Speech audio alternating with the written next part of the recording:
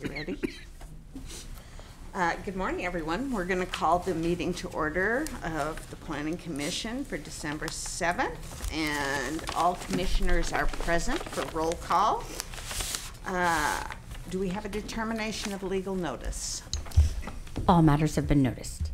Okay. And do we have a director's report? Yes, Madam Chair, members of the Planning Commission, Nash Gonzalez. Couple of things I want to mention is that yesterday we began having discussions with the California Department of Fish and Wildlife regarding general plan implementation. We know that we went through an exercise several years ago and adopted the general plan, and let's just say that things have been on hold for a while, but now Fish and Game has engaged us with the actual implementation measures dealing with resource policies. So what we're looking at is sitting down with them in the next coming months and formulating a workshop for the Planning Commission, because they basically want to let us know how they can help us with the implementations. One of my goals here as the interim director is to reestablish or reinvigorate long-range planning, because I think the long-range planning efforts that we did were basically done back in 2009 to 2011 with the UVAP, the general plan, and the housing element. And then, yes, you did have a housing element that you adopted a couple of years ago, but that's basically it. So now there's opportunities out there. I'm understanding there's Strategic Growth Council grants that are out there in the works again. We're already been put in contact with the Army Corps of Engineers, since they've been here assisting us with fire recovery, that there are some planning grants out there. Again, one of my goals is to relook at the LCP. The LCP was slated to be updated every 5 years, going back to 1985. That did not happen. We did do the Town of Mendocino plan, and so that is behind us now. It's my understanding that staff is now going through and checking it for typos so that they can go ahead and publish it now. But we really need to start looking at the LCP much more seriously. And one of my thoughts is we have a central focal point called the Noyo Harbor that we would like to look at. And my plan is to look at it through a specific plan / LCP amendment. And so the discussions I've had with the Corps so far is that there's grant money out there. We're going to be pursuing other grants, other dollars out there, to look at the formulation of a specific plan. That would allow us to start working with the Coastal Commission and look at some economic development for the harbor. That would again be that, what I call that center point along the coast. Then we can decide, do we want to go north or do we want to go south? Because I think what we need to do is divide it up into what I call digestible chunks, and not just take on the entire coastline, but just do either north or south after that. So that's one effort. Like I said, Fish and Game is looking at how they can help us with the implementation of the resource management policies. The other thing that I really need to start looking at is an update of the safety element. In wake of the fires and all of the natural disasters, this is a requirement of the state that we start looking at the safety element going back to 2014. So that'll be one of the items we'll be tackling. So again, because we've been shorthanded with staff, the idea was that once we have staff back on board, we can then start looking at establishing a long-range planning division back in the department. So with that said, that's my goal, is to bring forth a work plan to the Board of Supervisors, and I will share that work plan with the Planning Commission as far as those areas that we need to start looking at going forward. So we want to go ahead and establish some targets for 2018 and chip away at those things. And then each year bring a work plan before the Planning Commission and the Board of Supervisors, so we can really start doing some planning. Next item is the Vineyards Crossings subdivision and EIR. The applicant yesterday paid the fees for the EIR and the application fees, so we will be working with the EIR consultant to schedule a kickoff meeting and then perhaps schedule the scoping meetings after the first of the year. So once we get to the scoping meetings, I should have a better idea for the Planning Commission what timeframes we should be looking at when we should have a draft EIR before the Commission. And that's what I have for the Director's report. If there's any questions, I'd be happy to answer. Go ahead. I have a couple questions. First, I'll start. Vineyards Crossing, is that the one at the south end of town? Where is that? No, this is the one at the on the north side, Lover's Lane. Okay, thank you. And I don't want to ask too much detail, but I'm kind of curious about the Noyo Harbor. We've discussed that numerous times. And the coordination there with the Coastal Commission as well as the Fish and Game, or Fish and Wildlife, and the, what do you call it, the other guys are there, the military.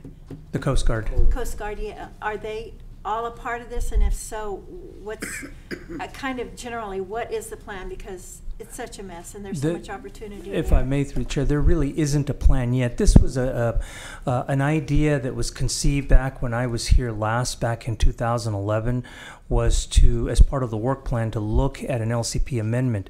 What we were looking back in 2011 was to leverage redevelopment and CDBG funds to work on a coastal plan update. And again, this was during the recession. So redevelopment is gone, so we can't really tap those resources. So we're going to be looking at other funding, but what we need to do is sit down with various stakeholders and formulate a scope for a specific plan. And the specific plan would basically lay out how the harbor is to be developed over the next 20, 25 years, and using that as an LCP amendment. I've already had some discussions with the Coastal Commission of how we want to approach this. So far, we've gotten the thumbs up. They just want to see something done. We also have some property owners down in the harbor that want to do some, I'll say some things that are not necessarily fishing village related, but one type of project that's in the harbor that people would like to do is a distillery. And so we have to look at the different types of uses that could fit within the fishing village without changing too much of the fishing village. Because what we're envisioning is something more like a Bodega Bay, but not a Monterey Cannery Row approach. So we need to find that balance and have those discussions with the Coastal Commission. It's just that in wake of the fires and everything else, we just really haven't had a chance to sit down and formulate that. But I have been talking with Bill Kinzer in our Fort Bragg office as far as some ideas and how to approach it. But I'm hoping in the next coming months we'll be able to have a scope defined and then bring it back to the Planning Commission. Thank you. I'm thrilled to hear that. Thank you. Mm-hmm. Anyone else have questions for the director? Okay, moving on. This is the time for matters from the public. The Planning Commission welcomes participation in commission meetings. This item is limited to matters under the jurisdiction of the commission that are not on the posted agenda and items which have not already been considered by the commission. No action can be taken. But if there is anyone who would care to address us on any topic, this is the time. Seeing no one, we will move on. There is no consent calendar, so we will move to the regular calendar, case UR 2016-0002.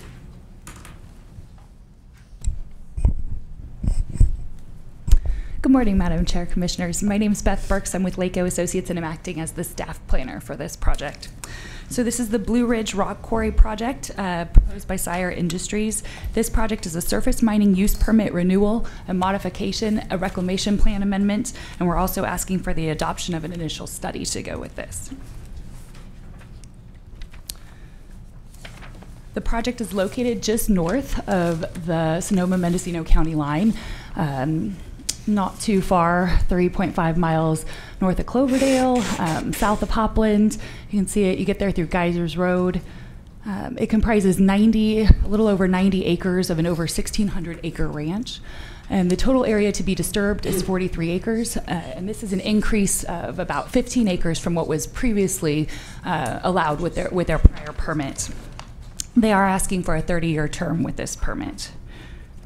So the project itself consists of extraction, up to 200,000 cubic yards a year, importation of recycled materials, processing, and production of a finished product, and as I mentioned, a 30-year term with a 5-year reclamation plan term after that. So the whole term would be 35 years. They also have, you can see on this one, if I can point to it, there is the recycle site. So here's the quarry site, there's the recycle site, and then they have a scale site, so it's a little bit separate. The only areas to be disturbed that are new are at the quarry site. You did receive several supplemental materials. The first item I believe was in your supplemental packet was a letter from the agent.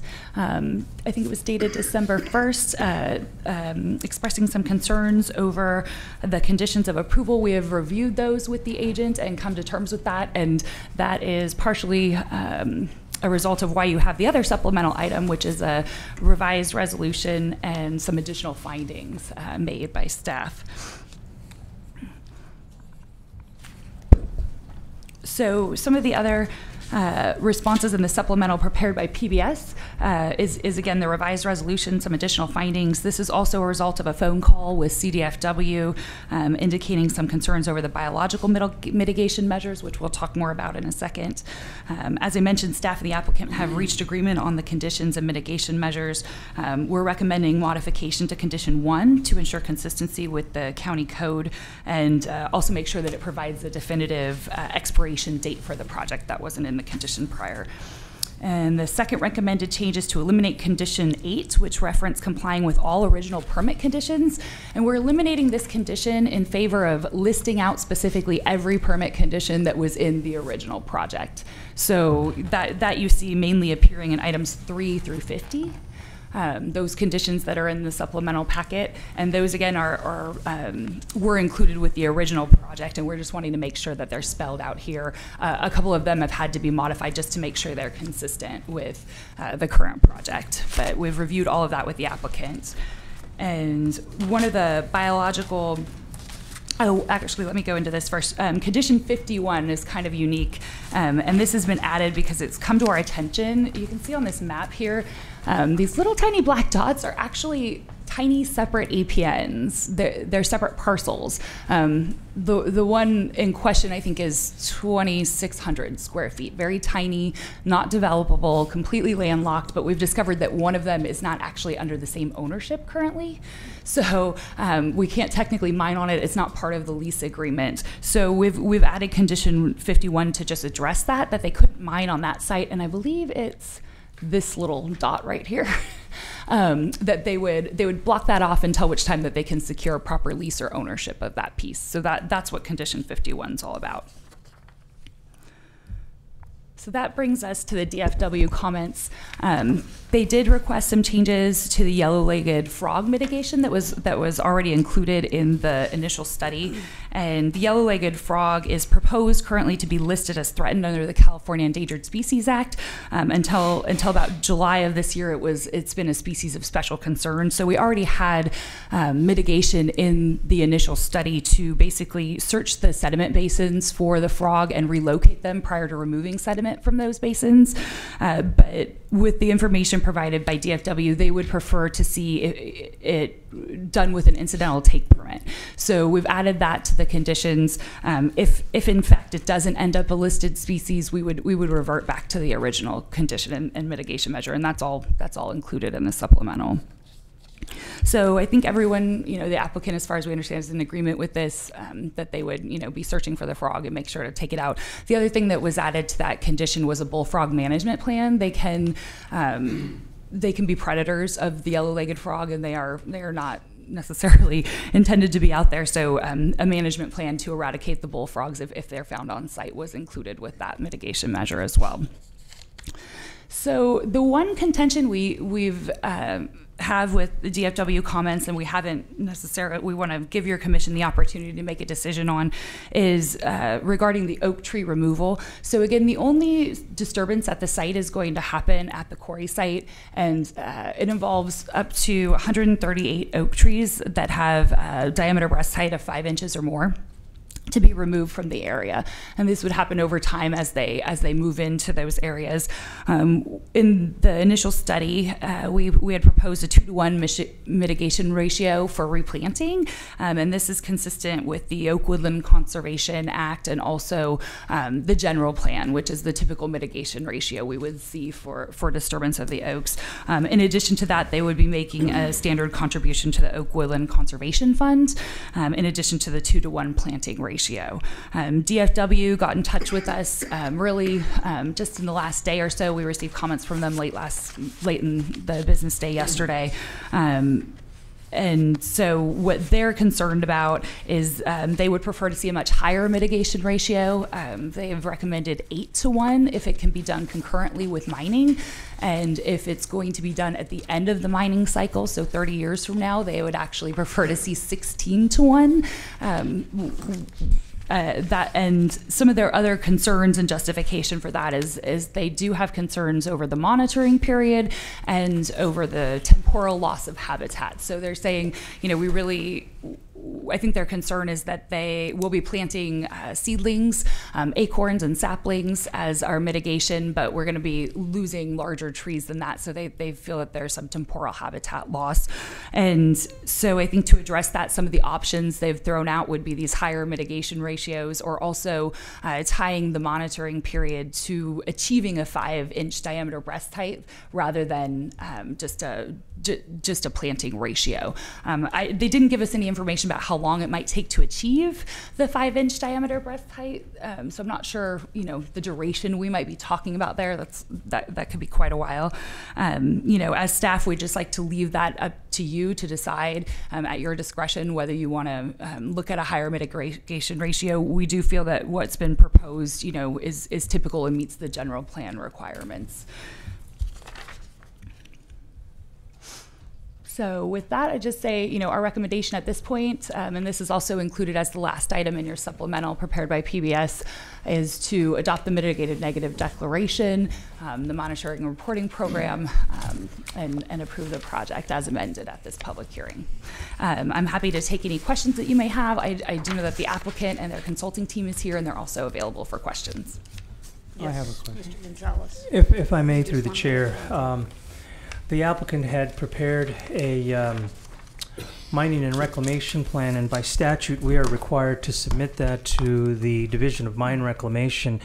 So the Division of Mine Reclamation would have looked at the reclamation of the site, the oak woodlands, the grasslands, all of the performance standards spelled out in the reclamation plan. And so on November 9th, we received notification from the Division of Mine Reclamation that they had received the document dated July 7th, and that they had reviewed the MRP, provided comments in a letter dated May 25th, 2017. DMR staff also conducted a site view of the site on May 17th. They observed the site conditions, discussed the reclamation with the county and the operator.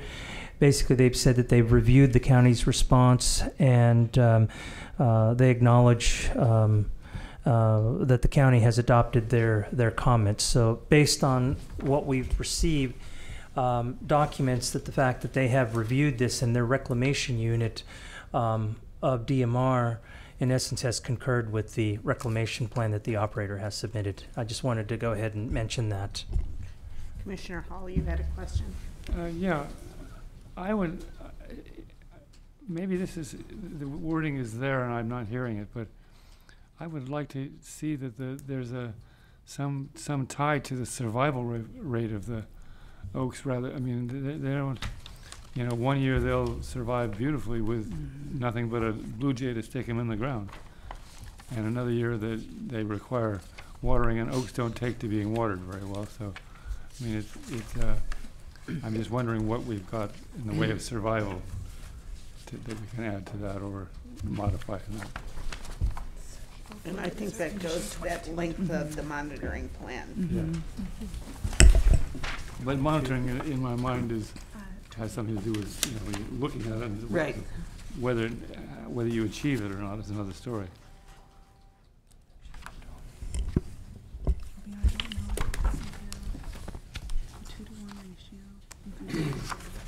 So the monitoring. Beth Burks. The monitoring plan is spelled out in the reclamation plan, so I believe that was included with your packet. It looks like it's section 5.12.4, and so we've got. It does talk about, you know, if browse becomes heavy. Screens will be applied to protect it. One of the other items Fish and Game raised was, you know, deer could be part of the cause why the survival rate is low, and they're addressing that here. So. You know, they're looking at, looks like a 3-year monitoring with some plant replacement. And we could let the applicant discuss this further, but it looks like there is a plan to replace dead plants. They have a maintenance schedule. So. And condition 22. If I may, through the chair, Yeah. and Ash Gonzalez, one of the things that has to be considered in a reclamation plan is that reclamation is actually going to be done, and then there's going to be a monitoring. And monitoring is generally 3 to 5 years after mining has ceased. And I think the applicant's agent can go ahead and speak to that. But typically what they do is they post a financial assurance mechanism to ensure that the monitoring and reclamation has been completed, and only until such time as the county and the state do an inspection of the site and concur that the monitoring has been performed and that the trees or any aspect of the reclamation has been established, and only then can the site ever be released. And so within the last year or so, we actually released one up in Covelo, and we went up to the site, and what the applicants had done is they had put screens around the trees. It was a combination of oaks and redwoods and so on. And the trees had actually established a healthy mix so that the county was able to go ahead and sign off on the rec plan there. And we also had concurrence from the state as well. So it really, there's 2 layers there. There's the county and then there's the state that basically says, did they meet their success criteria? Did they meet their coverage? Did they meet all aspects of the reclamation plan? If so, the county has to sign off on it, and then the state signs off on it. So I just wanted to go ahead and throw that out, that at some point it'll have to be reviewed, checked, and make sure that it's done. It's just not released just because they say so. So there's a lot of checks and balances there. Thank I you. had a question about the removing yellow-legged frogs. When we remove them, where do we remove them to? And what happens to those frogs?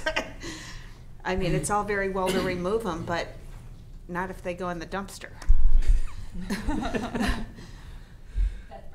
We could let the agent speak to that further, but I think that the idea is just to remove them out of the sediment basin while you're working, and they can come back to that sediment basin once you're no longer disturbing it. We put them in a motel in the meantime, or what is the story? Yeah, perhaps we'll leave it to the biologist to specify the accommodations, but yes, I think the intention is just to get them out of the working area, and then they can come back. I don't know if they hold them separately or what exactly the protocol is.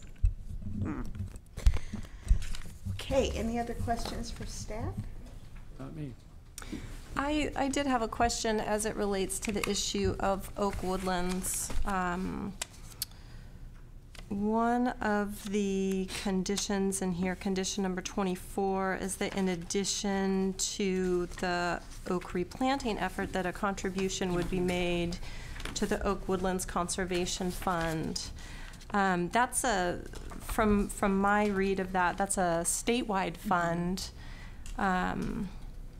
that was established under the Oak Woodlands Conservation Act, and that cities and counties can apply to that fund either for education in their city or county, or also for on-the-ground projects. But that in order to be eligible for those funds, Mendocino County would need to have an oak woodlands management plan. And I haven't been able to find that we actually have such a plan. Do we have that? If I may, through the chair, this is part of the general plan implementation measures that we'll have to go back and work with Fish and Wildlife to establish such a plan. So these are all things that are on the list of things to do. Okay. So I have concern then about this mitigation measure number 24 here, the condition of approval. In that it's essentially like a theoretical donation of money toward the goodwill and benefit of Oak Woodlands, but it's not something that would be direct benefit to Mendocino County because we are not eligible to apply for those funds. And so I would like to see this commission consider making a contribution to another fund that's actually more tangible, something that could actually come home to Mendocino County. And a couple of suggestions on that would be the Mendocino County Resource Conservation District is doing oak woodland conservation efforts, and that's something that would be very tangible and, again, money that could come home and have direct benefit here. There may be other places as well, but again, just expressing concern that that Oak Woodland Conservation Fund would have no benefit to Mendocino County until such a time that we would have that plan in place and that the county would have a plan to apply for those funds. I may, through the chair. I think the way the condition is already written, it says the Oak Woodlands Conservation or other organization approved by the county. So I think it gives us the latitude to be able to contribute to other organizations rather than rewriting the condition. I do see that in there. And I think that being more explicit on that, I think hopefully my point is understood that we want to see that money come back to Mendocino County for either educational or habitat benefit here, and the Oak Woodland Conservation Fund at this time would not be that. Can we reverse it and have it the Mendocino Resource Conservation District or other organizations? That worked for me. That, yes, we could go ahead and put that language in there. Thank you. Okay, we will actually refine that language when we get to the motion. Any other questions for staff? In that case, I'm sorry, I do have just one clarification on page, whoops. Well, it's kind of like page 3. It's under applicant statement, I guess. And it's on the 3rd page, the top of the paragraph, beginning with 40,000 cubic yards per year. I just need a clarification on the minus an estimated 10% fines. I don't know what that means. And maybe since that's the applicant statement, maybe that's I think where it's I'd the get the sediments answer. that they discard. The fines are the. Okay. Yeah. Okay, great. Thank you. Anything else for staff? Okay, we would like to hear from the applicant.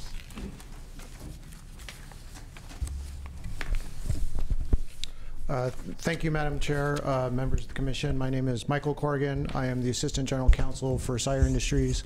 I'm going to, today I'd like to do a brief introduction of SYAR Industries to the community. We've been here for a few years, but this is the first time we've come before you for a permit application. Have a team to introduce, and then I'll introduce the technical team that can answer the questions you've had about the details of the project. I don't want to mess that up. And thank you to the staff for their presentation and their hard work. You know, Napa, Mendocino, like Napa, was affected by the fires.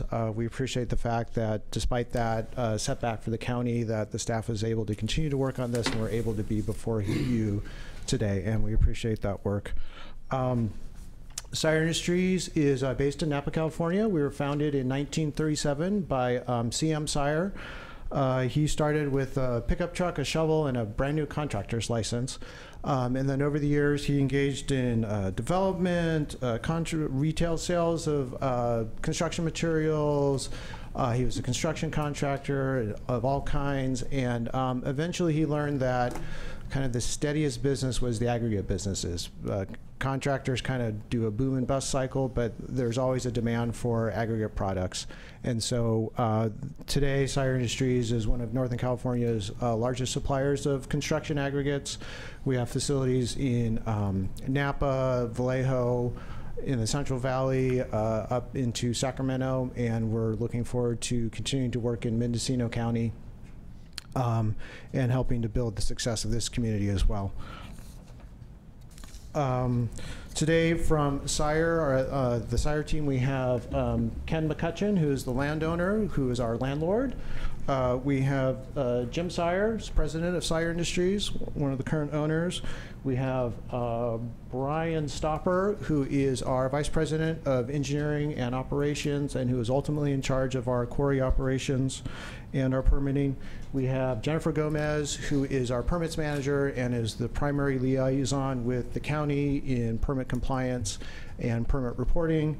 And then we have Rob McPherson, who is our kind of our northern facilities manager. He's going to be the manager of the Blue Ridge Quarry.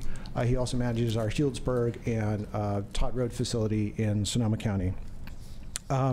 To answer your technical questions, we have Julie Price, who is the lead on our technical team, and I'm going to let her come up and introduce her technical team and provide you with the answers to the technical questions that you have. But we're all here. If you have any additional questions about the company, about the project, about the technical matter before you, we're happy to answer those questions. And once again, thank you for allowing us to be here.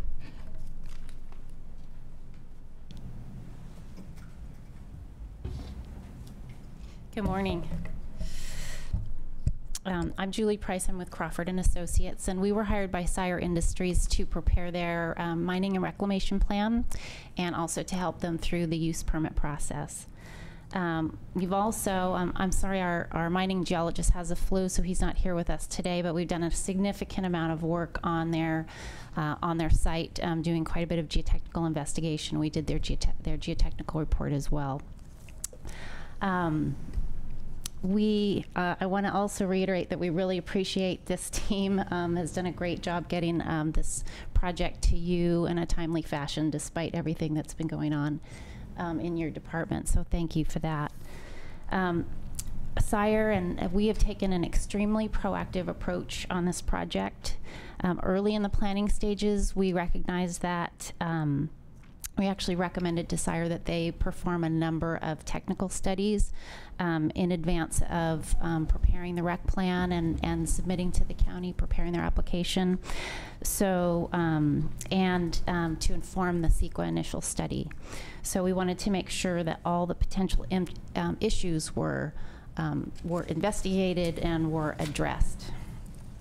And to that end, we prepared 8 different technical reports that included a traffic impact analysis, a noise and vibration assessment, an air quality and greenhouse gas assessment, a biological resource study, which included botanical, wildlife, and special communities, the geotechnical report, a water supply study, a visual impact analysis, and a cultural resources survey.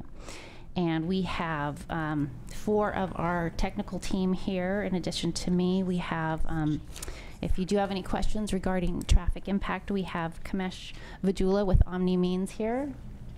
If you have any questions about noise, we have Michael Phil with Illingworth and Rodkin. We have James Rafe, also with Illingworth and Rodkin, if you have any questions about air quality and greenhouse gas emissions. And then we have Estelle Clifton with NCRM, and she worked on our biological resources study.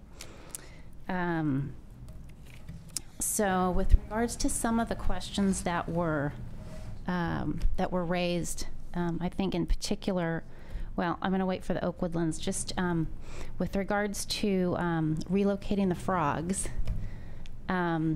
they would be relocated to a satisfactory habitat off-site. They would not be then brought back to that sediment pond. They would be, there are quite a few ponds and wet areas. And actually, I learned from Fish and Wildlife that that the foothill yellow-legged frog does not like ponds, but because of such dry conditions that we've had, they were opportunistic and they found these ponds. So they would be moved off-site, out of the mining boundary, and into an area where they would hopefully stay. On the same property, or? On the same property, yes. Yes. The other question you had about the monitoring period. So the monitoring period that we have identified in the reclamation plan is 5 years. As Nash stated, you have to meet your success criteria before the financial assurances can be released. So if at the end of 5 years, so for instance, the Oak Woodland need to meet an 80% success criteria. If 80% of those oaks aren't alive at the end of that 5 years, then your monitoring period continues. It extends until you reach that success criteria. So even though we have 5 years, that 5 years could go on if we had, massive mortalities. So that's the way that works. With regards to the oaks, we understand what Mr. Harrington was saying with regards to keeping these plants alive. Obviously, it's in the best interest of the operator to keep these plants alive because they can't have their financial assurances released until the success criteria is met. So they have an incentive to make sure that they are kept alive and meet that success criteria. So what we did when we were planning the reclamation plan is we looked at the general plan. The general plan policy says replant at a rate of 2 to 1. So we started there, and then we looked at the reference site. We looked at the reference site on the property to see how many oaks were growing per acre, and that was 18. 18 oaks per acre was the reference site. That was the density we were looking at.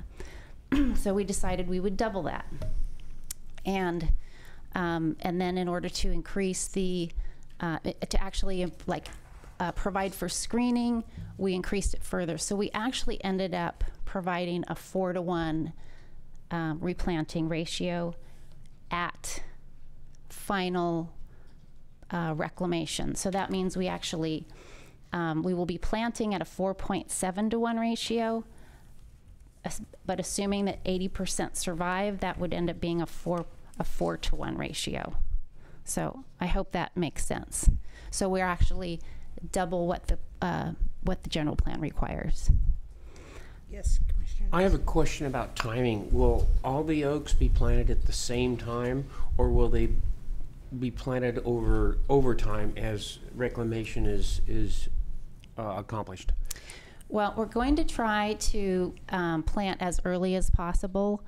The way the reclamation will occur is the mining is going to occur from the top down, and so we expect that reclamation will probably begin 5 years.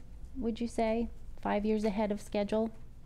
So 5 years before mining is completed, we would start and get a head start.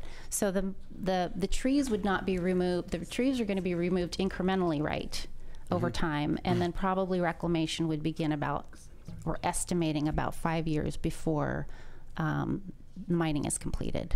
So the first trees to be planted will have 10 years to become Correct. established and graduated. All right, thanks. Let's see.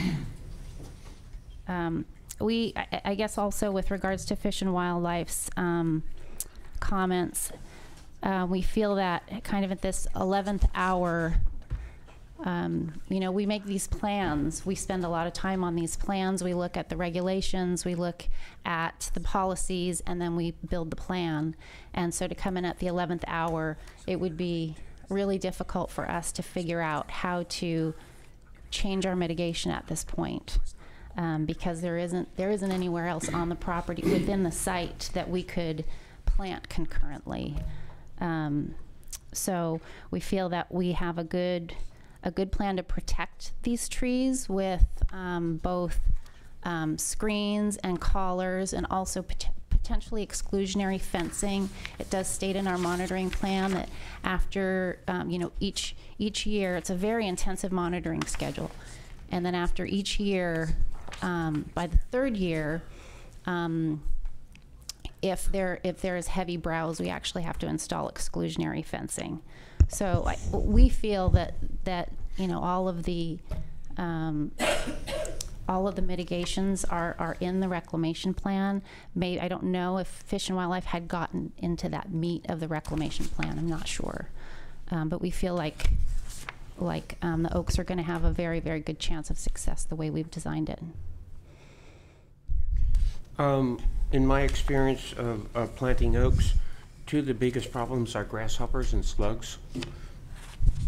They just strip all the bark off of them, and so some sort of control for those has helped me in my regeneration of oaks. And so have you used the screen that you fold over, or you use a collar? No, I just use a wire, like fencing wire, to keep the deer out. But I didn't use anything else. Okay. So what did you do for the slugs and grasshoppers? It's called slug bait. We can do that. I don't have anything else to add. Okay, Mike? Sorry, there's a question about fines and what that meant. So as part of aggregate mining, you basically take big rocks and you make smaller rocks. And part of that process creates fine material, essentially a dirt-like material. And depending on the rock product you're making, the different amounts of that is acceptable. So it actually produces a fair amount of fine material that you can't use. So it's not a saleable product, so that gets subtracted out of the product that we actually sell. And I think mostly we would plan to mix it in with the topsoil and use it as part of our reclamation. It makes a good addition to the topsoil that we ultimately use for reclamation. So that's what the fines means in that context. Thank you. You're welcome. Any other questions? Yeah, from the any other applicants? questions for us, our team? Okay. I did have one more going back to oak trees. And did I hear you correctly that you were having trouble finding any other area to plant the oak trees concurrent with the mining operation? Well, the operator has a certain amount of leased area, and that leased area is encompassed by the mining area. So they're going to have to begin to reclaim before they're going to create area where they can plant. Okay, so, and that's the 47 or so acres, that's where the lease is? The lease is, it's more than that, but in the quarry area, that might be about right. Okay. Because just one of my concerns is about not just losing the individual oak trees, but also the habitat value that's provided by those oak trees, and some of these species identified in the mining and reclamation plan here are species that would be dependent on the invertebrates and other creatures that would use those oak trees as habitat. So if we're looking at a 25 to 35 year time lapse before really getting these trees established, and then it takes oak trees 20 to 40 years to produce acorns and start providing habitat value, we're like 2 generations out before we have any kind of real replacement, and that doesn't really do much for those critters today that are dependent on that. And so I think I might be thinking similarly to Fish and Wildlife here, just thinking about how can we get some more immediate replacement of those oak trees for those ecosystem services and that habitat value. And I guess I'm wanting to look at other options. I see that the whole ranch, the whole parcel is around 1,600 acres, but it sounds like the lease is for a smaller area than that. Yes, significantly. The good thing is that right adjacent to the area where some of these oaks will be removed is more oak woodland. So if you can see in the aerial photo, that those species that were living in those and using those oaks will be able to move into other oak woodlands. It's not as if we're removing an entire swath and the oak woodland is gone in that area. Well, but probably somebody's already using the other ones. I mean, it is an area shrinkage. Yes. Question? Yes. In reading through this material, it's my understanding that the rest of the ranch is used for livestock grazing. Is that correct? That's correct. So a lot of this restoration with adding more oak trees is going to be competition for the livestock grazing. And when you look at that aerial photo, 1,600 acres, sure looks like there's a lot of oaks and brush. And it looks to me like if we were to increase the number of oak trees that have to be replaced, could be in direct competition with livestock grazing. And I think I'd vote for the livestock.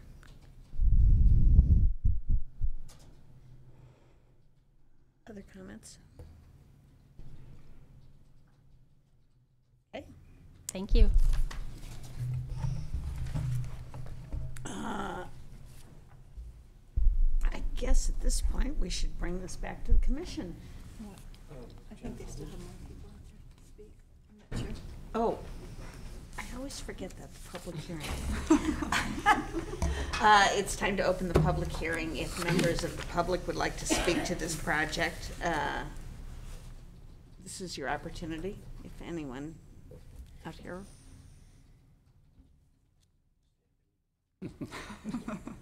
Seeing no one, now we'll return to the commission. Close the public hearing. Close the public hearing. So, questions, comments? There was some language that Allison suggested. There was some That was, I believe, on condition 20. I think on the revised resolution, it is condition 23, but it's 24 in our packet. Yep. Correct. Madam Chair? Yes. Sorry, Deputy County Counsel Matthew Kudrowski. I was working on a revised sentence that we can discuss when we're ready for that. Okay. Let's hear it. I would revise the first sentence of what is now condition of approval number 23 to read recommending a contribution to a fund or organization approved by the county, such as the Oak Woodlands Conservation Fund or the Mendocino County Resource Conservation District, shall be made for the equivalent value of the removal of 138 oak trees.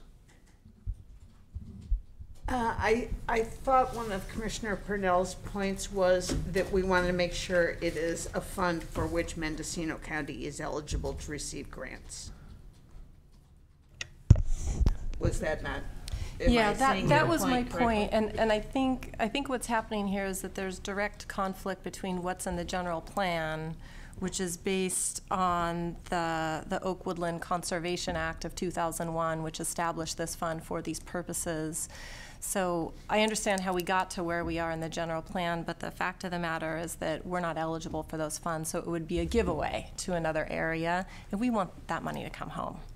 Understood. I'm trying to make, I'd still like to maintain some flexibility, or I'd recommend that in the condition, because as of this meeting, I don't know any more particulars of what, if we give to the RCD, what in particular was a fund they've set up or a program, we're not able to name it here, or if there's other funds or organizations locally that were here. So I can try and work on an additional portion of the sentence, so that this fund is one that the counties, where funds will remain in the county, and get that language back to you after deliberations. That would be great. Whether you want to say whether the funds remain here or something about eligibility, that would address it for me. Yeah, I'd prefer to have RCD and other, and just drop the original recommendation. Unless they need to have that in there for the general plan consistency, but I agree with that we want to have language that makes sure Mendocino County programs are eligible for the funds. Other comments, questions? I have a memo, but I gathered he was saying we should take a break, and after that he'll give us language back. Is that right? Yeah, I'm ready for break. Oh, okay. Why don't we take a 10-minute break real quickly, and then we'll come back and finish up the language of all this.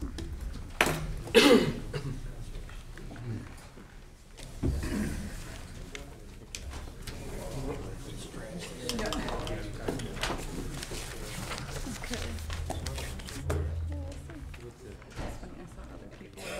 was like, oh no, is there people here for public?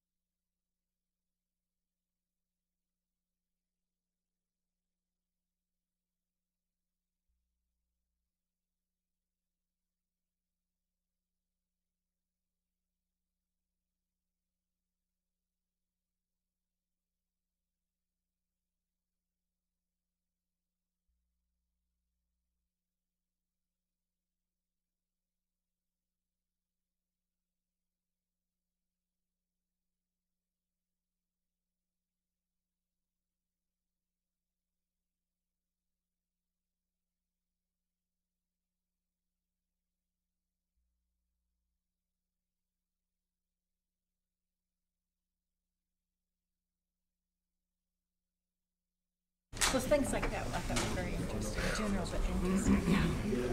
We just want to bring that up to clarify for them before they take action. Yeah. Oh, yeah. Let's just do that. Yeah. I just wonder if staff is ready for us. I just like the flex. Looks like you might need a minute more. I don't know.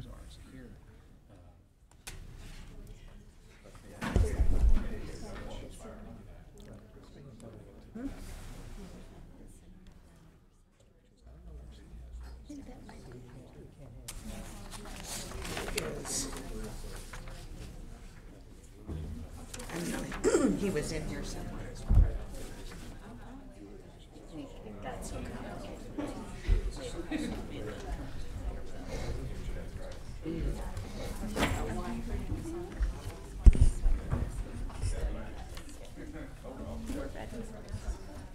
We're ready.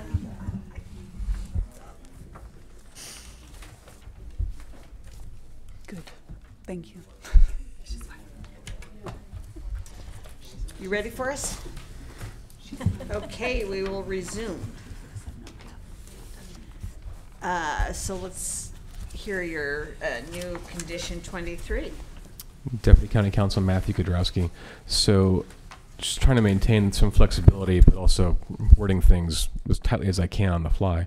That first sentence could be changed to read, a contribution to a fund or organization approved by the county, such as the Oak Woodlands Conservation Fund, the Mendocino County Resource Conservation District, or another entity which would use such contribution within Mendocino County, shall be made for the equivalent value.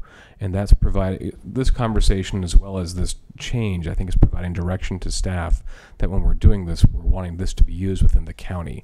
And so ideally, but in terms of hanging our hat on one particular district without any more information here, I'd like some flexibility for what those other things are. I think Oak Woodlands Conservation Fund is listed there because that's one of the things that CEQA calls out as a particular thing that could be a mitigation measure.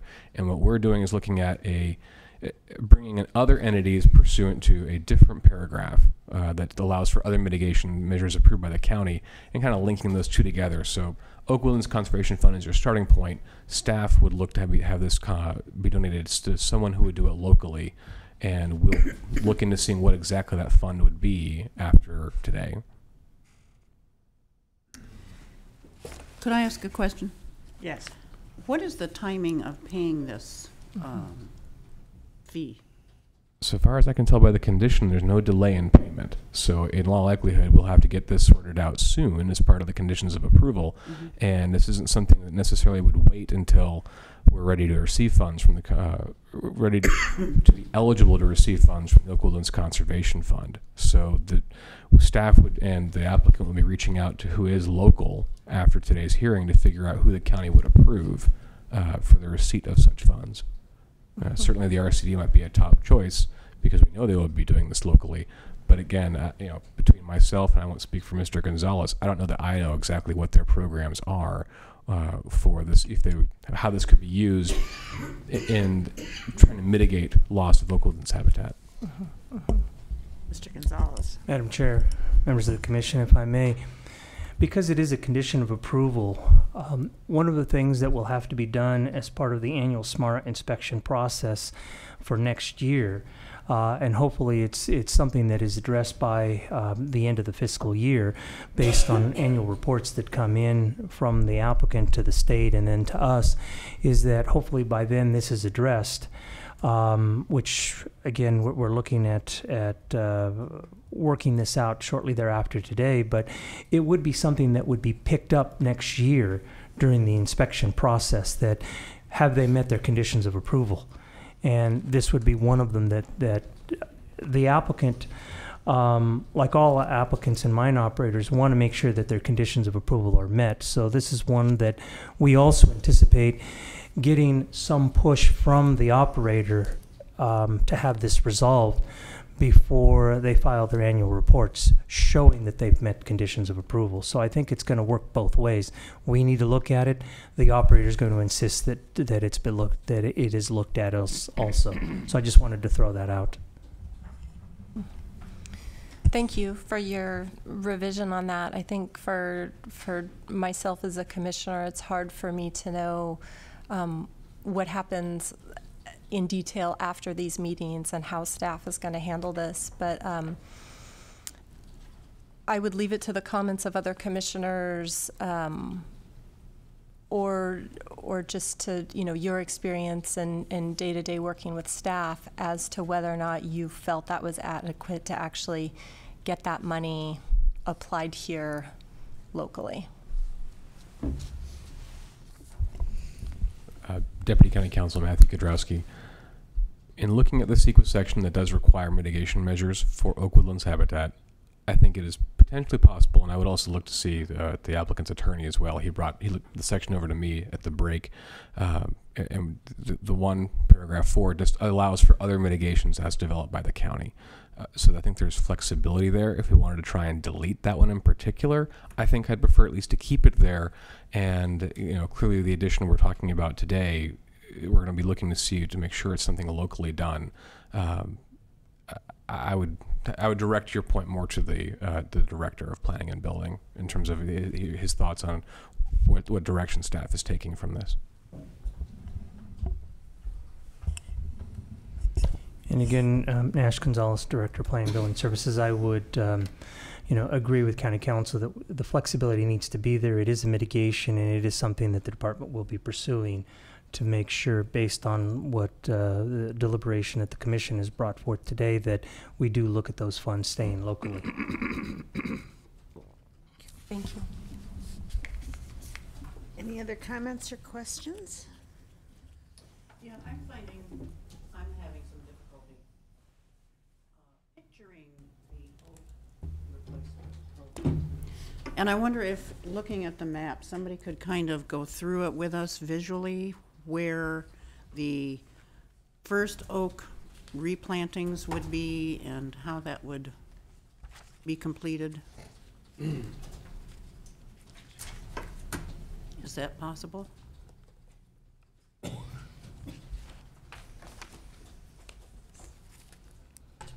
let's see. All right, so this is the reclamation will start here at the top, and so you'd see planting across a strip here, and then coming back down until we get to the quarry floor, and the quarry floor actually will be grassland. So starting at the top, moving down, there will be oaks on the benches, and then also on the upper slopes, up top and on the sides. Does that help at all? Yes, it does. Okay, good. So I'm sorry, so then, and I had a question. So then, when would the first trees be planted in that first area? Do you have an idea on that? Like 5 years or? We're guessing that probably about 5 years before mining ends. 25 years from now. It's, with mining, you're never quite sure, because you're not sure what rock you're going to hit, and so you're not quite sure exactly your pace. So it's kind of a moving target. So you could go faster or slower than you expect, depending on what you find as you uncover rock. So our best guess would be 5 years before mining ends. There will be also test plots, and hopefully you saw that in the reclamation plan. The state requires that test plots be begun at least 10 years before mining ceases, so that you can determine the best possible way for these plants to succeed. So there will be test plots at the, let's see, there will be test plots right up at the top, where we will have some oaks growing and shrubs and things growing up there. So they will be developing at least 10 years before mining ends. So we will have some good established plants by the time reclamation starts. Thank you. Madam Chair, if I could add, as Ms. Price has indicated, typically what's done is they start working their benches from the top, working downward. They start installing BMPs for any exposed soils, and typically what's done in most mining operations, and as Ms. Price has indicated, is that test plots are established. And the idea is to look at environmental, to look at climatic conditions, slopes, and soil conditions, and to work with those various conditions, and to start, it's more like an experiment that the state requires. Rather than waiting until the very end to start putting your reclamation, they're actually studying reclamation well into the mining process. And again, this is something that has evolved over the years. I know this commission has seen various reclamation plans over the last 20 years, but now a lot of the practices that have been employed in the field are now mandated, and so a lot of these things are written into the reclamation plan so that the operator and any employees of the operator know exactly what to do in the field, so that when staff goes out, county staff goes out and does a mine inspection, they're told this is where the test plots are, and they begin the monitoring process early on. So it begins to ensure that something is going to be done and something is actually working out there. So it provides interaction in the field between county inspectors and the operators. The test plots also give them the versatility to swap out different types of planting. So for example, in a test plot, you can have oaks established with acorns. You can have seedlings. You could have small little plantings established, and there's monitoring that occurs. Everything from in the soil to in pots. And some are watered, some are not. Some are fertilized, some aren't. And that's what really the whole purpose of a test plot is to allow the operator to experiment with what's going to be a success. And then they can then take that information and transplant it onto the slopes to see what's actually going to work. And Ms. Price, you can add to that, or you can correct me if I'm wrong. No, absolutely. And you also have to plant in certain aspects. And also the state did ask us to also include different soil mixes. So different mixes of overburden and fines and sediment pond dredgings, that kind of thing. So that's another part of the test plot experimentation that they'll need to employ.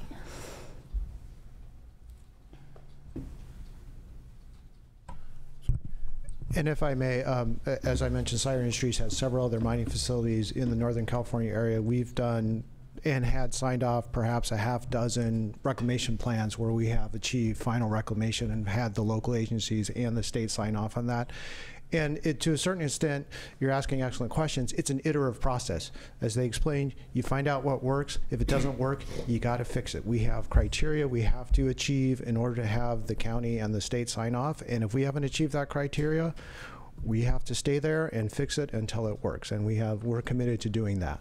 So we've successfully done it elsewhere. We realize oaks are a challenge. We have other quarries where we have oaks that we have to mitigate for, and we've started that process in Napa, learning how the oaks, we're about to plant some at our Napa quarry. We're going to see how that works, and that experience will help to inform how we approach this quarry here and reclamation here. So we're committed to performing reclamation. We've done it before, and we'll have some good experience that we can directly apply to this quarry when we get closer to actually planting the oak trees.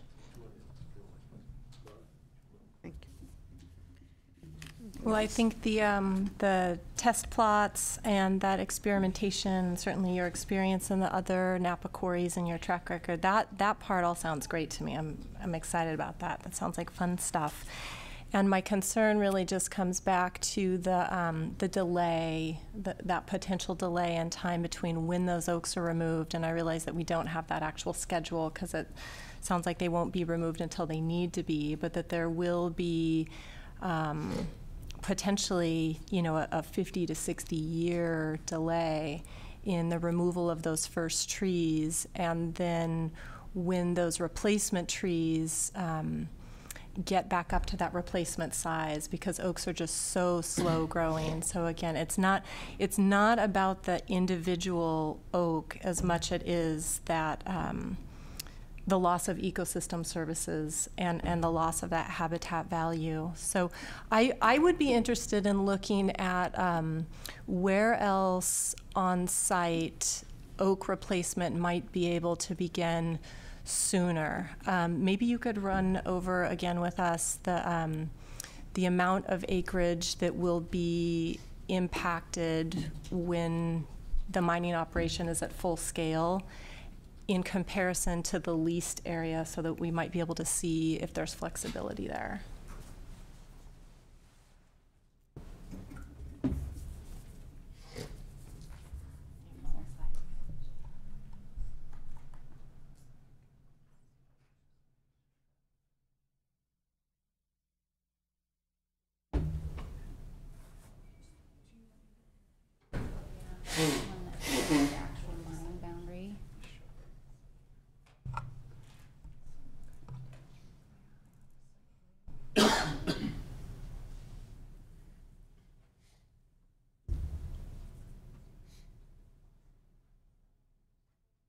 There should be one with the mine boundary on it.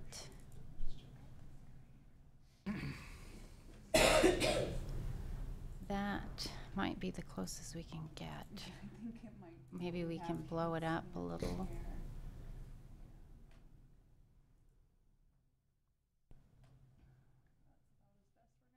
Okay, no bigger.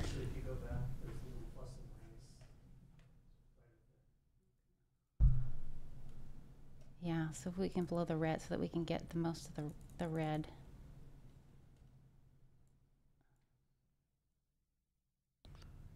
So are the green boundaries the ranch itself, the ranch property itself? Yes, yes. And so the red outline is the actual mine boundary and the area that encompasses the leased land. So what we don't see is the area of disturbance, but essentially everything has already been disturbed from the southwest edge from here. So this is an area that will be stockpiled material. This down here is disturbed area. This is a scale site where there is a scale house. There are bunkers full of material available for sale. There is a sediment pond here. And then you go up the road. This is the recycle area site where recycled material is deposited. And then you have the road coming up here. You can see the area of disturbance now here, and then the area of disturbance is going to essentially encompass the rest of this area. So you can see how constrained we are. These little ears up here are included because they're roads. Same here, this includes a road, ranch road and quarry access road. And is that red line the leased area as well? Yes. Okay. So I guess what's been done to the disturbed area, not on the roadway area, but up in the southwest that you mentioned where that area had been disturbed, has there already been plantings there? Or? Oh, down here? Yeah. No, further up in all the way up the road. Okay. Didn't you mention that area was disturbed? Okay, yes. So this is the existing quarry site, and you can see the disturbed area here. This is the limits of the existing quarry. And so the red line are the limits of the expansion. Okay, so has planning already been started in the disturbed area, or is there not no, a because it's possibility? active. It's actively being mined, right? So this whole area will be actively mined.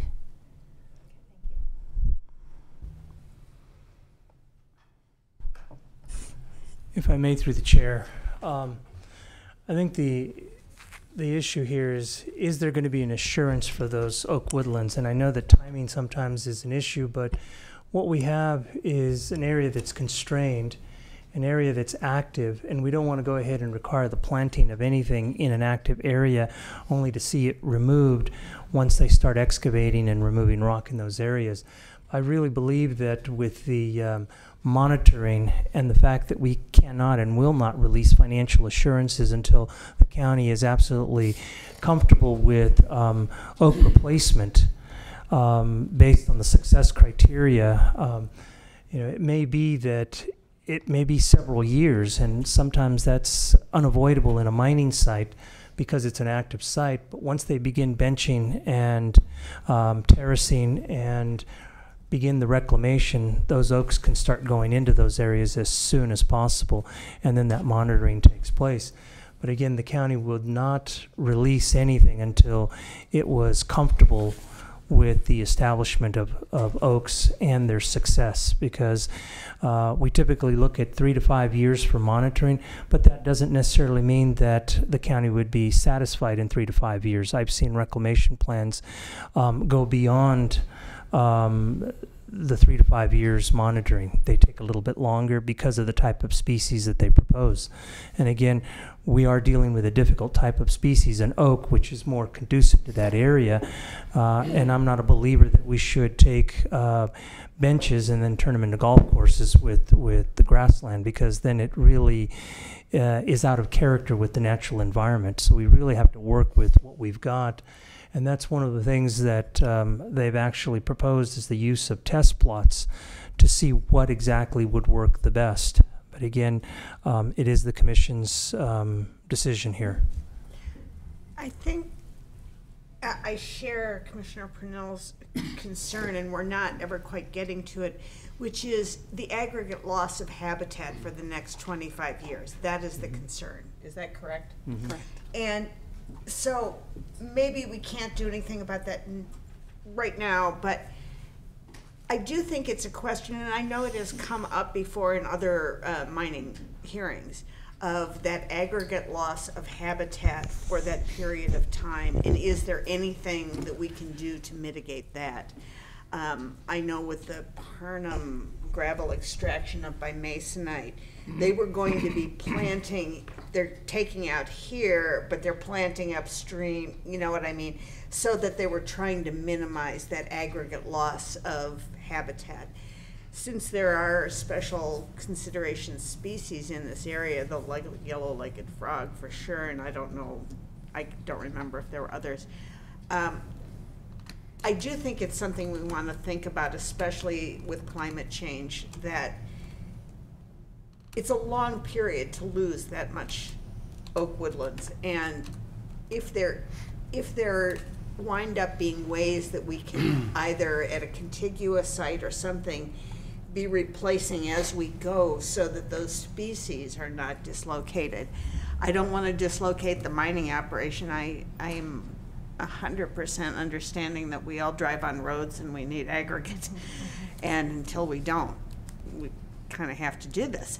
But it would be nice if the aggregate amount of oak woodland habitat could somehow be mitigated in an ongoing way. And that may be a regulation for the future, I'm not certain, but.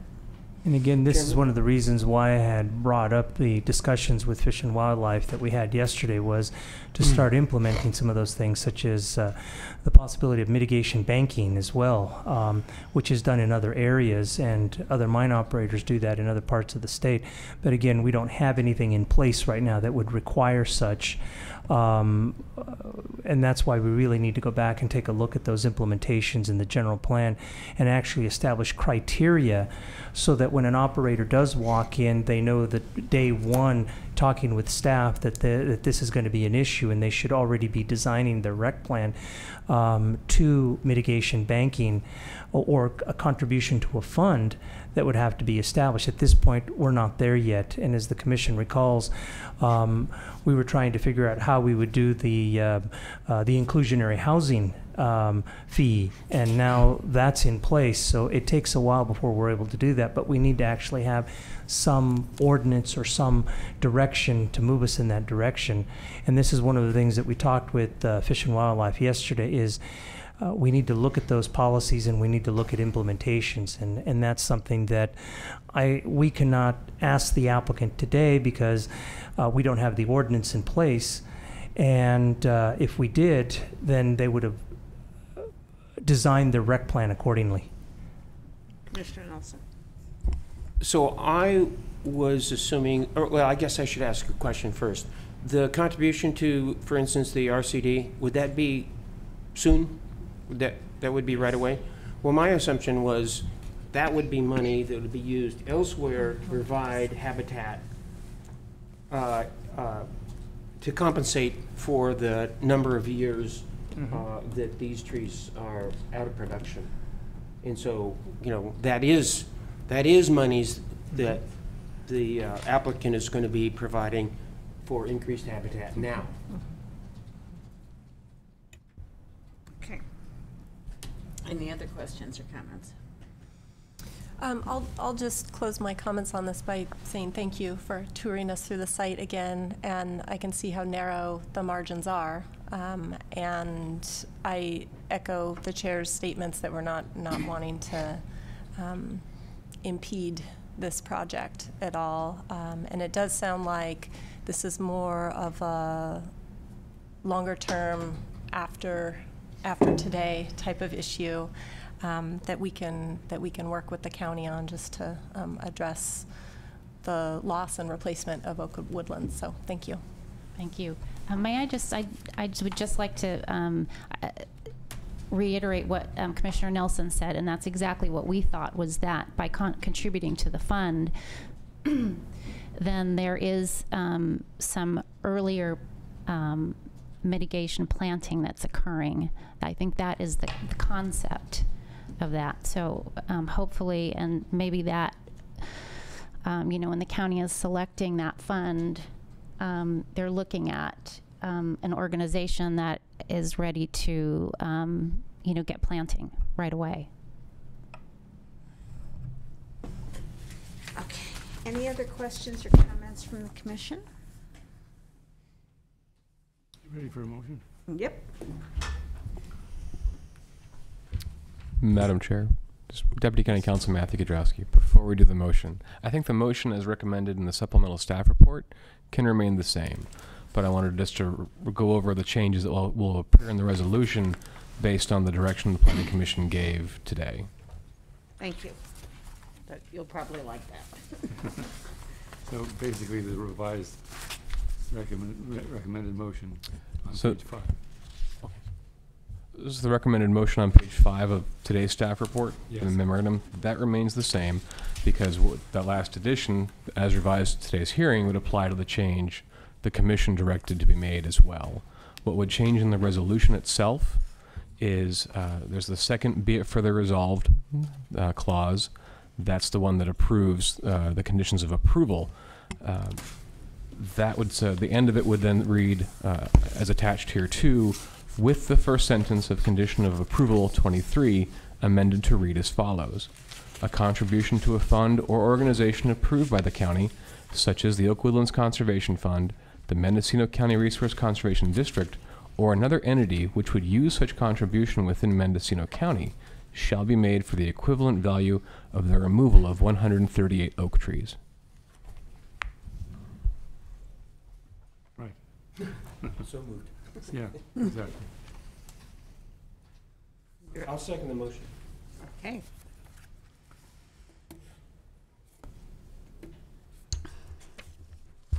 Yep. Nelson. Yes. Hall. Yes. Kruger. Yes. Ogle. Yes. Warner. Yes. Purnell. Yes. Holtkamp. Yes. 7-0. Madam Chair, may I ask a question of Yes. staff? I'm wondering if we would be able to get a report back about what group is chosen for this when that decision is made? Yes, we can do that. Great. Thank you.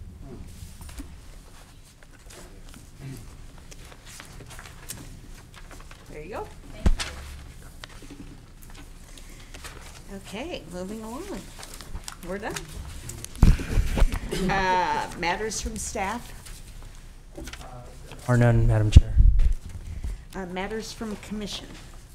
You want to start? Sure. As you know, Madeline, Victoria, myself, and actually Bill Kinzer from the Coast attended the Sonoma State University 34th Annual Planning Commissioners Conference. And this is the first conference I have been to, and I really enjoyed it.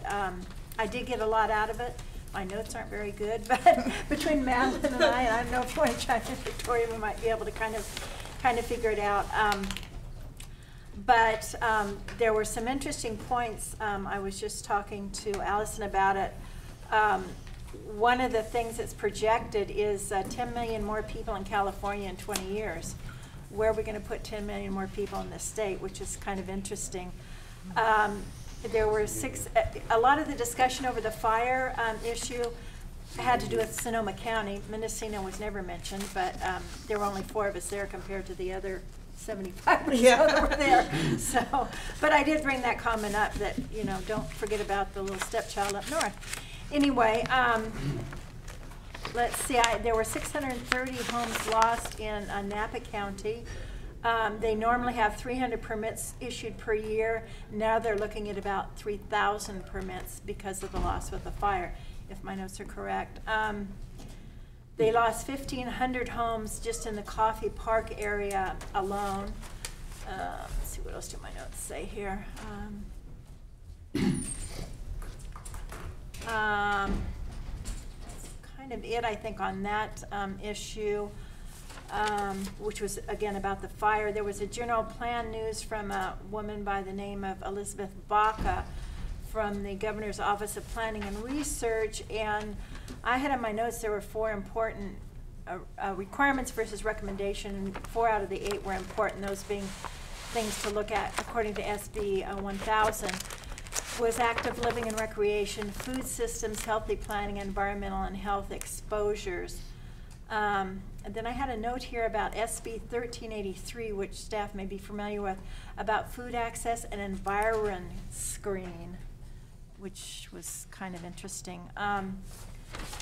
Then there was also the cannabis issue, which I thought was would be very interesting to us. And I did ask for overheads, and I understand Victoria has actually contacted the fellow who was involved with this, Tom McCormick, I think his name is. Anyway, Jacobson, to see if we could get overheads for all of the items at the meeting, which was pretty interesting. A woman by the name of Heather Miner from a partner with Chudy, Malahy, and Weinberger LLP gave a report on the cannabis issue and the different years, like 1996, the Compassionate Use Act was established by Proposition 215, and then 2003, the Medical Marijuana Program Act, which was SB 420, and then 2003. 2015 was the Medical Marijuana Regulation and Safety Act, and then 2016, of course, was when Prop 64, which is to control, regulate, and tax medical or marijuana use. Let's see, there was a comment about the retention of local control with the cities, by cities and or counties. Let's see here.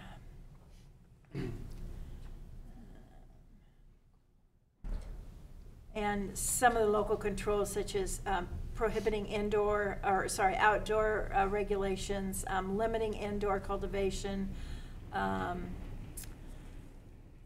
Let's see, enviro screen had to do with the census data, I'm sorry, I'm kind of jumping around here. I'm going back to Elizabeth Baca. It's not always perfect, but data in, data out. The data that comes out of it is what data goes in, and not always totally correct. There was quite a great report on the tiny homes and smart infill housing, and I'm going to refer to Madeline on that. I think that is pretty much what I have, but all in all, I do want to say I thought it was very interesting. I really enjoyed the learning process, which I haven't been taking classes for quite a number of years, and it kind of brought back the memory of what it's like to be in school, and it was enjoyable. I really did enjoy it. I did have one question. I don't know if I can probably ask it later, but I wasn't sure about the mileage to the meeting, and okay, so I guess that's all taken care of, and I guess that's all I had. What I would add is starting with the general plan update from Dr. Baca, apparently we're going to be required to have an environmental justice element and an implementation element in our general plan. And the requirements for those are triggered by a revision of 2 or more elements in our general plan now.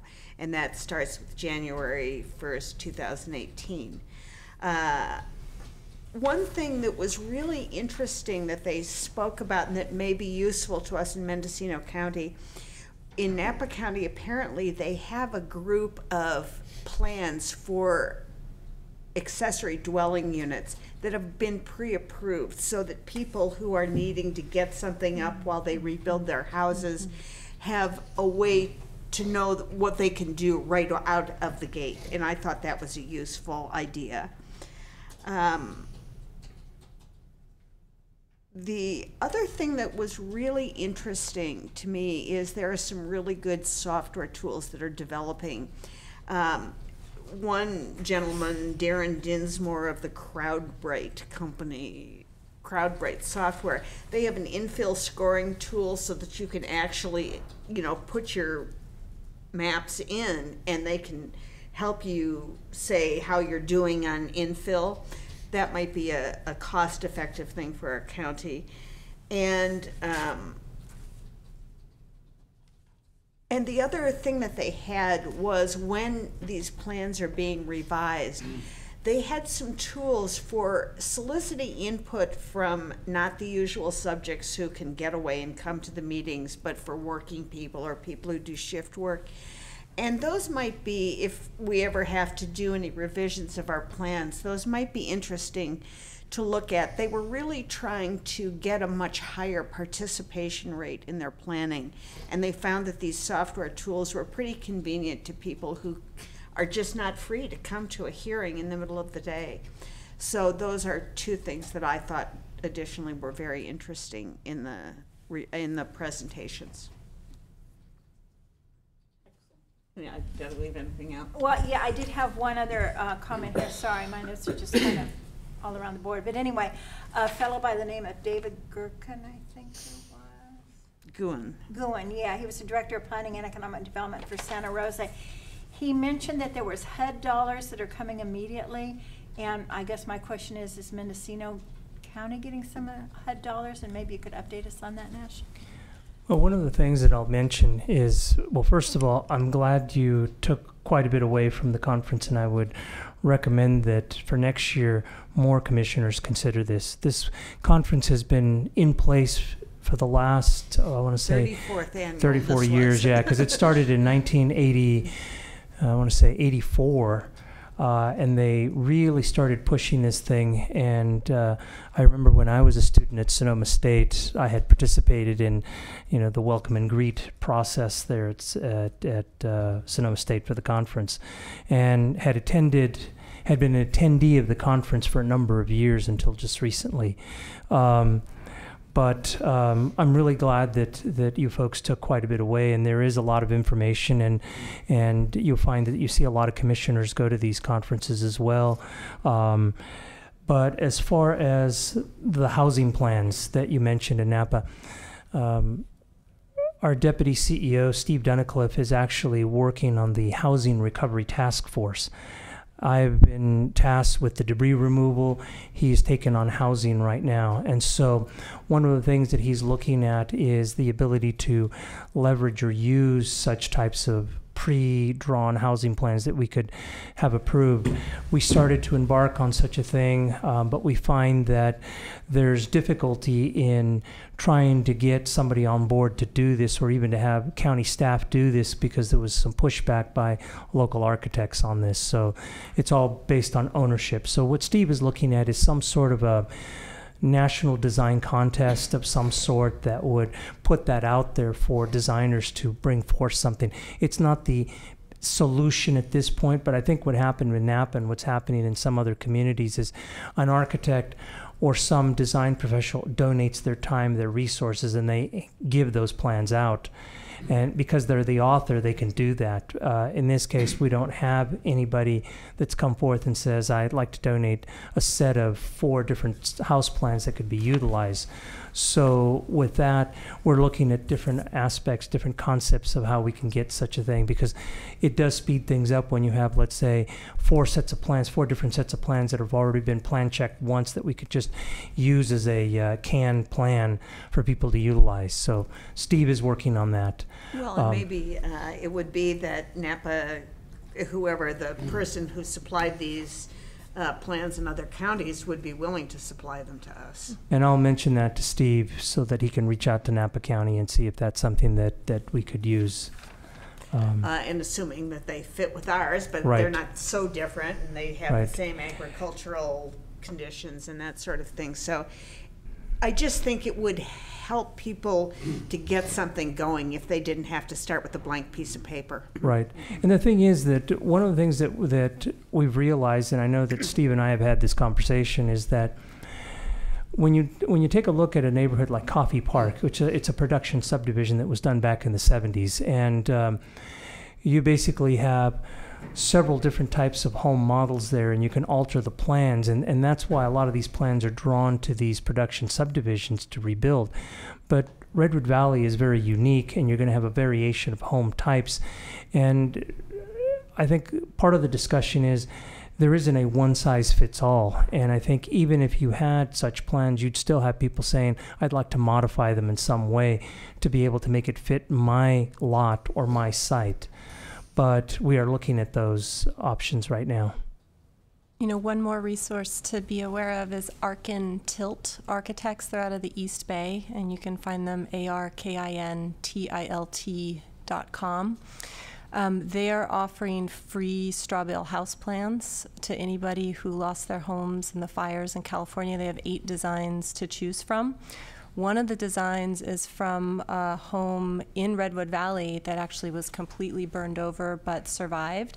So, and they've got all of this documented on their website about their homes that survived the fires, because the straw bale homes that they design have a 2-hour fire rating, and then they're now field tested.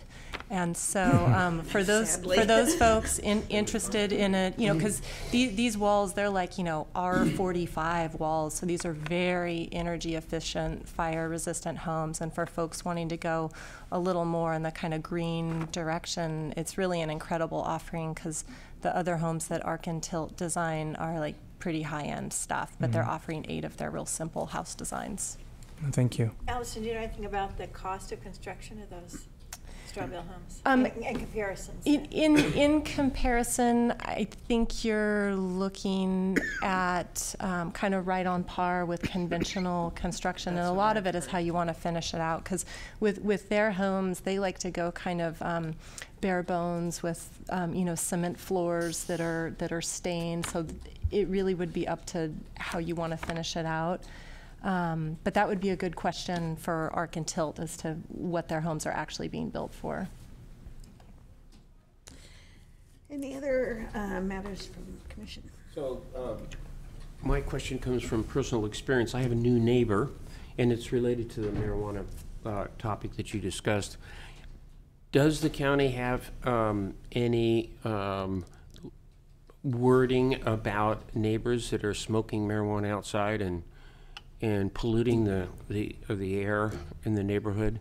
You're in the city, aren't you? I'm in the city, but I'm saying, you know, I think the new legislation has stipulations about growing plants, and they have to be filtered and everything. But then there's the other issue where you have the neighbor smoking you out, and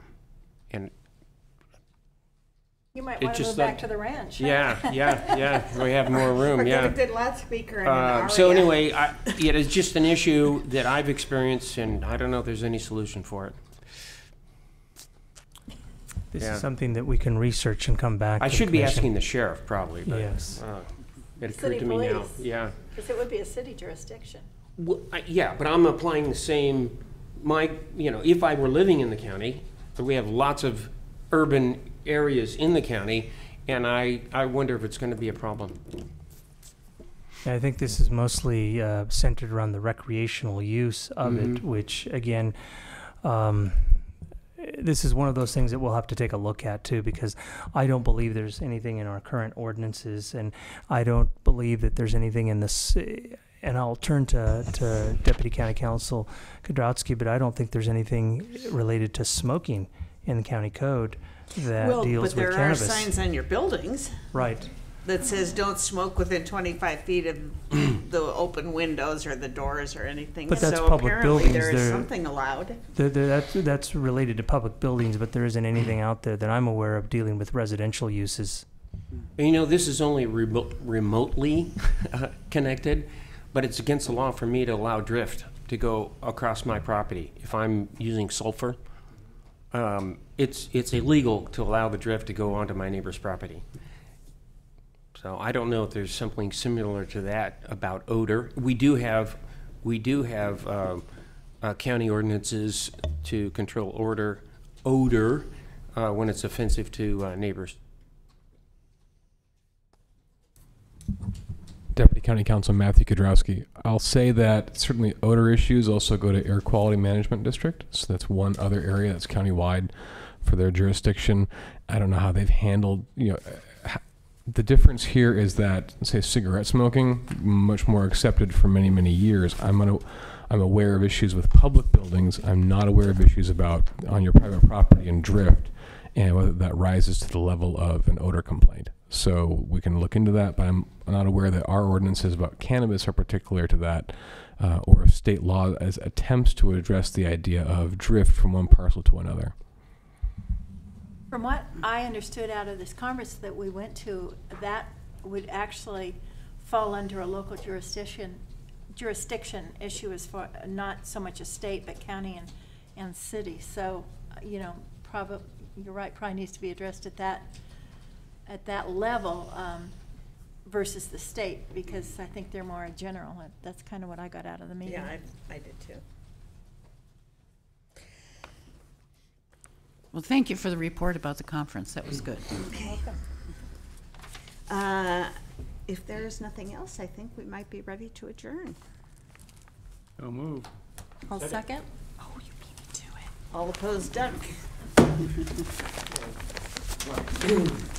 Here is my envelope. Thank you, ma'am. All CDs go back to become volunteer Beth, nice to see spindles. you again.